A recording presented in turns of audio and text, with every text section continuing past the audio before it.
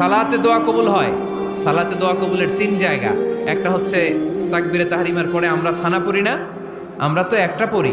আল্লাহর হাবিব সুন্নাহ এবং নফল নামাজে আরো পড়তেন সানা, ওই দোয়া কবুল হয়। 2 নম্বর জায়গা সালাতে সেজদায় পড়ে দোয়া করলে কবুল হয়।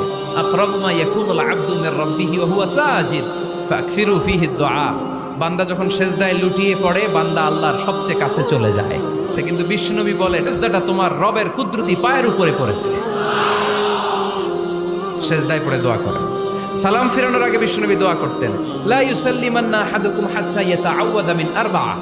আল্লাহর হাবিব বললেন 4 জিনিস থেকে পানাহ না আছে আমার কোন উম্মত যেন সালাম না ফিরায়। তারা যেন পড়ে আল্লাহুম্মা ইন্নী আউযু বিকা মিন আযাবিল কবর, আউযু বিকা মিন আযাবি জাহান্নাম, আউযু বিকা মিন ফিতনাতিল মাহইয়া ওয়াল মামাত, আউযু বিকা মিন ফিতনাতিল মাসিহিদ দাজ্জাল। আল্লাহ কবরের আযাব থেকে বাঁচাও, আল্লাহ জাহান্নামের আগুন থেকে বাঁচাও, আল্লাহ জীবন